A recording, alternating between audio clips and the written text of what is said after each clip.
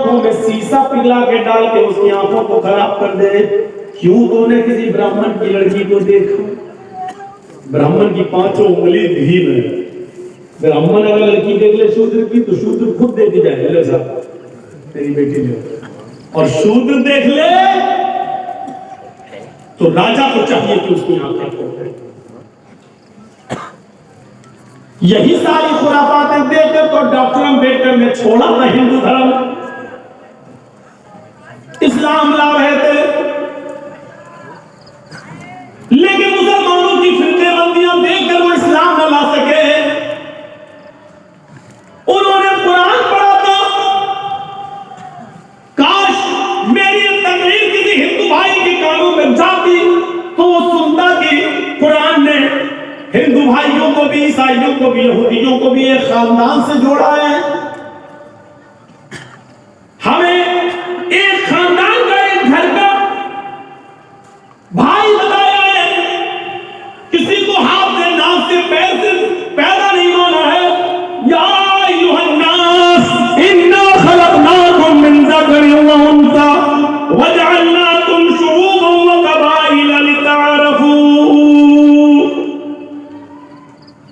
ہے سمپورن جگت کی مانو ذاتی، ہے ورلڈ کے انسانوں، ہے پوری دنیا کے لوگوں، ہم نے تم کو ایک مرد اور ایک عورت سے، ہم نے تم کو ایک پروش اور ایک استری سے جنما ہے.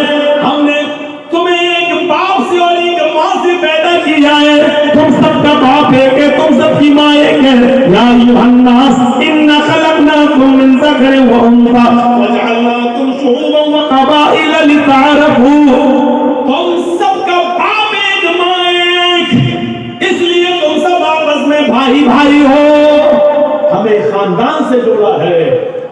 اور ایک بات سن لیجیے، مانوتا کی ساری حدیں پار کرنے کا اسلام اجازت دیتا ہے، لیکن کسی دھرم کی مشابہت اختیار کرنے کی اجازت نہیں دیتا ہے. اسلام کہتا ہے کہ اگر تمہارے پڑوس میں کوئی ہندو رہتا ہے، کوئی عیسائی رہتا ہے اور وہ بیمار ہے، اس کو بلڈ کی ضرورت ہے اور اس کا بلڈ گروپ کہیں مل نہیں رہا ہے، لیکن تمہارا بلڈ گروپ اور اس کا بلڈ گروپ ایک ہے، تو اسلام یہاں تک اجازت دیتا ہے کہ اگر تم روزے کی حالت میں ہو اور اس کو بلڈ کی ضرورت ابھی پڑ رہی ہے تو اس ہندو کی یا اس عیسائی کی جان بچانے کے لیے تم روزہ توڑ دو اور اپنا ایک بوتل خون دے کر اس کی جان بچا لو. اسلام اس بات کی اجازت دیتا ہے.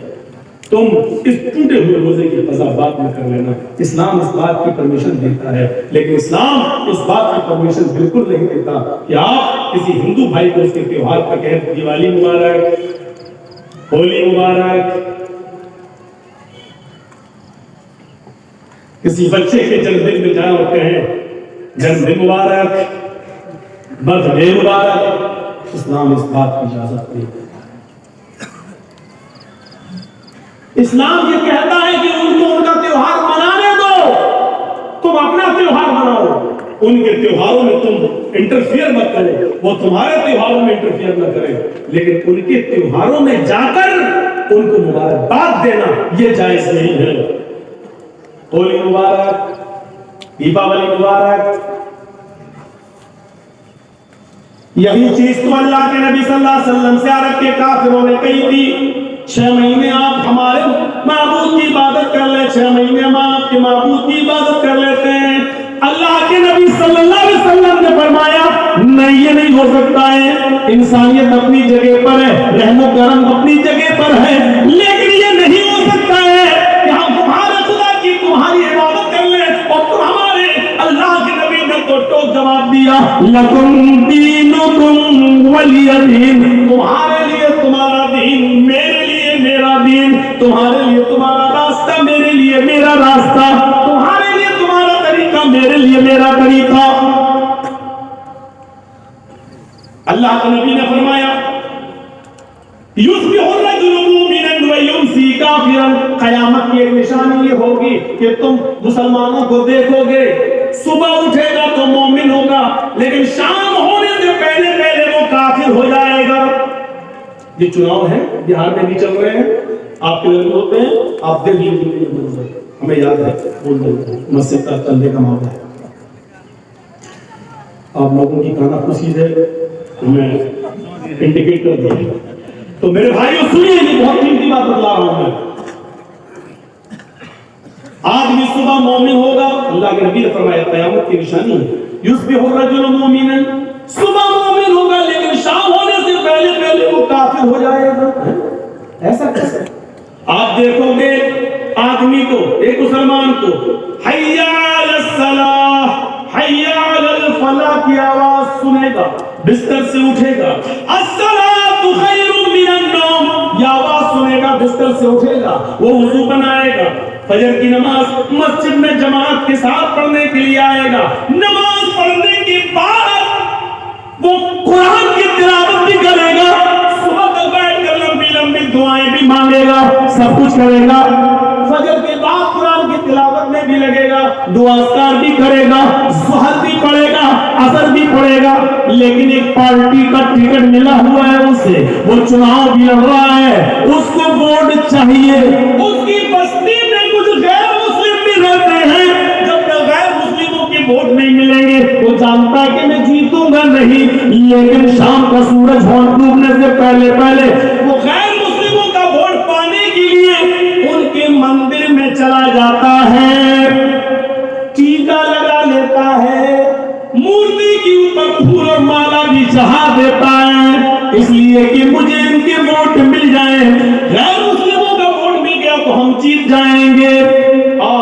جب اس نے سندور ماتھے پہ ٹیکا لگا لیا، اندر گھس کر مورتی کے اوپر ہار یا پھول یا مالا ڈال دیا، اللہ کے نبی کی یادیں اپنا کام کر گئی، یصبح الرجل مومنا ویمسی کافرا، صبح اٹھے گا مومن ہوگا، شام کا سورج ڈوبنے سے پہلے پہلے وہ کافر ہو جائے گا۔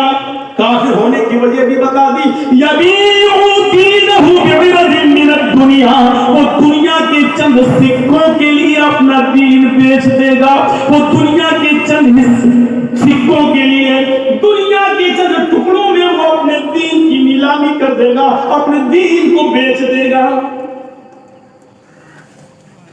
یہ چیز ہے۔ مولوی جرجیس کیوں چناؤ نہیں لڑتا ہے؟ کیا جرجیس صاحب چناؤ لڑ نہیں سکتے ہیں؟ کیا مجھے پارٹیوں کی طرف سے آفر نہیں آتا ہے؟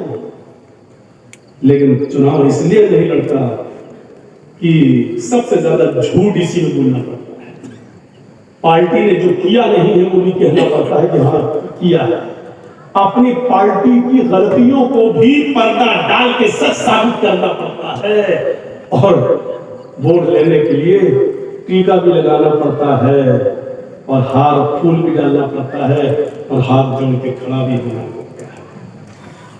کیا کریں؟ یبیع دینہ بعوض من الدنیا، کافر کس کو کہا ہے؟ صرف سر جھکانے والے کو نہیں، دنیا کے چند ٹکڑوں میں اپنے دین کو بیچ دینے والے کو کافر کہا ہے، چند سکوں میں اپنا ایمان بیچ دے۔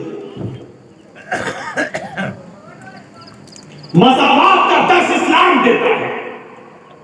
خود بحجت الوداع اٹھاؤ، کل جو ہم نے اس کی 5 چیزیں بیان کی تھی، ختم کرنے سے پہلے اللہ کے نبی نے یہ بھی کہہ دیا تھا، یا بنی آدم کلکم من تراب، کلکم من آدم و آدم من تراب، اے لوگو تم سب آدم کے بیٹے ہو اور آدم مٹی سے پیدا ہوئے، لا فضل لعربی علی عجمی ولا لعجمی علی عربی، کسی عرب کے رہنے والے کو غیر عرب پر کوئی فوقیت نہیں ہے، کسی غیر عرب کے رہنے والے کو کسی عربی پر کوئی سرشتہ نہیں ہے، کسی کالے کو گورے کے اوپر اور کسی گورے کو کسی کالی کے اوپر کوئی سرشتہ، کوئی درجہ نہیں ہے، سب برابر ہیں اللہ کی نظر میں، کالا گورا برابر، چھوٹا بڑا برابر، امیر غریب برابر، سب برابر ہیں، اللہ کا تقوی، اللہ کی نظر میں بڑا ہوا ہے جو اللہ سے سب سے زیادہ ڈرنے والا ہے، جو اللہ کا خوف سب سے زیادہ کھانے والا ہے۔ حج کا میدان ہے، مساوات کا درس یہاں سے سیکھیے۔ ہندو بھائیوں، تمہیں کل یا پرسوں یہ تقریر تم تک بھی پہنچ جائے گی، تم بھی سیکھو اسلام کی اس میسج کو۔ حج کا میدان ہے، افریقہ کے کالے لوگ بھی موجود ہیں، مصر کے گورے لوگ بھی موجود ہیں، ہندوستان کے کالے اور گوروں کے بیچ میں میڈیم لوگ بھی موجود ہیں، 40-50 لاکھ کا مجمع ہے، امیر بھی ہے، غریب بھی ہیں، کالے بھی ہیں، گورے بھی ہیں، چھینے بھی ہیں، لمبے بھی ہیں، موٹے تازہ بھی ہیں، پتلے دبلے بھی ہیں، سب ایک ہی میدان میں جمع ہے اور سبھی کی زبان سے جملے نکل رہے ہیں، لبیک لبیک اللہم لبیک، حاضر ہوں تیرے سامنے آیا ہوں، اپنے گناہوں کی پوٹلی لا کر، اپنے گناہوں کا بوجھ اپنے سر پر لاد کر تیرے دربار میں حاضر ہوا ہوں۔ اے اللہ تیرے دربار میں آیا ہوں۔ ہر آدمی اپنے گناہوں کو پیش کر رہا ہے کہ اللہ تیرے دربار میں آیا ہوں۔ نہ امیر غریب کو بھگا سکتا ہے، نہ غریب امیر کو بھگا سکتا ہے۔ یہ انسانیت، یہ مساوات کا درس تو اسلام دیتا ہے۔ دنیا کی ساری قومیں حیران و پریشان ہیں۔ ہندو بھائیوں کے مندر میں چلے جاؤ، برہمنوں کے مندر میں شودر نہیں جا سکتا، شودر کے مندر میں برہمن نہیں جا سکتا، برہمن پوجا کرے گا تو شودر نہیں جا سکتا، شودر برہمن کی تھالی میں نہیں کھا سکتا۔ میرے بھائیوں یہ الگ الگ چیزیں ہیں، لیکن اسلام کے نظریے پر غور کرو، اسلامی شکشا پر غور کرو۔ اذان کی آواز آتی ہے، حی علی الصلاۃ، معظم پور کے اندر، نارائن پور کے اندر ایک ٹوٹو چلانے والا آدمی بیچارہ، اس نے اذان کی آواز سنی ہے، 100-200 روپے کماتا ہے، اس نے اذان کی آواز سنی ہے، وہ جلدی سے وضو بناتا اور مسجد میں چلا جاتا ہے۔ اسی نارائن پور کی سرزمین پر مولانا جرجیز بھی پروگرام کرنے کے لیے آئے ہیں۔ جرجیز صاحب کو اپنے کمرے سے وضو بنا کر مسجد میں جانے میں دیر ہو گئی، آگے کی صف بھر گئی ہے، ٹوٹو چلانے والا بالکل بیچ میں پہلی صف میں بیٹھا ہوا ہے۔ مولوی جرجیز بعد میں آتا ہے۔ اسلام کی نظر میں مولوی جرجیز کو اتنا پاور نہیں ہے کہ آگے صف میں بیٹھے ہوئے ٹوٹو چلانے والے کو انگلی کی اشارہ کر کے مسجد سے باہر نکال دے، یا پیچھے کی صف میں کھڑا کر دے اور خود آگے کی صف میں لگ جائے۔ یہ پاور نہ تو اسلام جرجیز کو دیتا ہے، نہ مسجد کی کمیٹی جرجیز کو دے سکتی ہے، کوئی کسی کو نہیں دے سکتا ہے۔ حی علی الصلاۃ کی آواز سنی، سعودیہ کی سرزمین ہے، مکہ ہے، خانہ کعبہ ہے، ہندوستان کا ایک غریب آدمی عمرہ کرنے جاتا ہے، پہلی صف میں بیٹھا ہوا ہے، امام حرم کے پیچھے نماز پڑھنا چاہتا ہے، پہلی صف کے اندر ہے، سعودیہ کا بادشاہ بھی نماز پڑھنے آ رہا ہے، اس کو پیچھے جگہ ملتی ہے۔ اللہ کی قسم سعودیہ کے بادشاہ کو بھی پاور نہیں ہے کہ اگلی صف میں بیٹھے ہوئے انڈیا کے اس غریب آدمی کو پیچھے صف میں کر دے۔ نہیں، تم بعد میں آئے ہو، بعد میں بیٹھو، پیچھے بیٹھو۔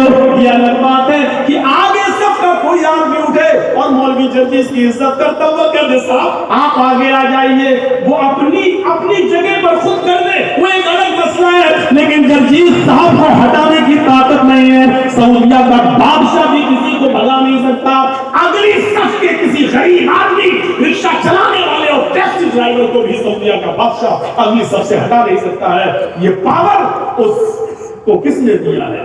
اس غریب انسان کو یہ دیا ہے اسلام نے۔ یہ کس نے دیا ہے؟ یہ دیا ہے جناب محمد رسول اللہ نے۔ یہ کس نے دیا ہے؟ یہ دیا ہے قرآن کی تعلیم نے۔ یہ ہے مساوات، یہ ہے اسلام۔ اس لیے دنیا کے ہر آدمی کو اسے قبول کرنا چاہیے، کیونکہ اس کو یہ سب کے لیے ہمیں ان چیزوں پر غور کرنا چاہیے۔ جب مسجد سے کوئی ہمیں نہیں ہٹا سکتا، طاقت نہیں ہے کسی کے اندر، پاور ہی نہیں ہے کسی کو حاصل، یہ مساوات کا درس کون دے گا؟ اسلام۔ میرے بھائیوں، 12:08 ہو رہے ہیں، تقریر ابھی ہماری ختم نہیں ہوئی۔ میں کچھ لوگوں کو چادر لے کر آپ کے درمیان بھیج رہا ہوں۔ اس مسجد کی تعمیر ہونا ہے، کام باقی ہے۔ آپ لوگوں سے گزارش ہے کہ آپ لوگ مسجد کے نام پر زیادہ صدقہ کریں۔ میں نے کٹیہار کے ایک جلسے میں کہا تھا کہ اللہ کی راہ میں جو چیز جتنی زیادہ خرچ ہوتی ہے بڑھتی ہے۔ ایک کتیا کو دیکھو کتنے بچے پیدا کرتی ہے، 10 12 6 8، لیکن کتنے دکھائی دیتے ہیں؟ 2 ادھر 5 ادھر 6 ادھر۔ سڑک پر کوئی ٹرک کے نیچے مر گیا جبکہ وہ کاٹے نہیں جاتے۔ اور کتنا دیتی ہے کتیا؟ 6 8 10۔ اور ایک بکری کو دیکھ لو کتنے بچے دیتی؟ 2، مشکل سے 3، ویسے 3 بہت کم دیتی، 1 2 ایک زیادہ ہے۔ اس سال آپ اللہ کے نام پر قربانی کریے، 1 کروڑ بکرا قربانی ہوا، دوسرے سال اللہ تعالیٰ نے 1 کروڑ سے زیادہ پھر پیدا کر۔ روزانہ کتنا اللہ کی راہ میں صدقہ و خیرات ہو رہا ہے، اور قربانی کے موسم میں کتنی کر جاتی ہے، اللہ کی راہ میں صدقہ و خیرات ہو جاتی ہے، اللہ دوسرے سال پھر بڑھا دیتا ہے۔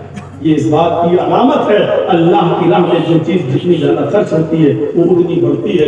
اس پر آپ بھروسہ کرتے ہوئے آپ زیادہ سے زیادہ کام کریے، دیکھیے کچھ لوگوں کو۔ اب آئیے آپ، میں نے اپنا کام کر دیا ہے، اب آپ سنیے، اسلامی مساوات کو آپ دیکھ رہے ہیں۔ میں نے اتنی بہترین یہ مثال دی ہے کہ مسجد سے کوئی کسی کو نہیں بتا سکتا۔ اچھا، اسلامی کچھ قوانین ایسے ہیں جو ہماری سمجھ میں نہیں آتے۔ آئیے اب یہاں سے آپ کو کچھ چیزیں نئی معلوم ہوں۔ اب جب تک بیٹھیے گا 15 منٹ 20 منٹ آدھا گھنٹہ جتنا بھی میں آپ کا ٹائم لے لوں، یہاں سے میں ٹرن کر رہا ہوں جو آپ کے لیے یہ نئی چیزیں ہوں۔ ذرا سنیے گا، بہت سے کام ایسے ہیں کہ آپ کہتے ہیں کہ ارے یار اس میں کیا فائدہ ہے، یقیناً ہمیں اس کو سمجھ میں نہیں آتا ہے، لیکن پھر بھی ہمیں ماننا ہے۔ مثلا وضو بناتے ہیں جب ہم تو ناک میں پانی ڈالتے ہیں، دیکھا جائے کہ اس کا کیا فائدہ ہے؟ ناک میں پانی ڈالنے کی کیا کچھ ہے؟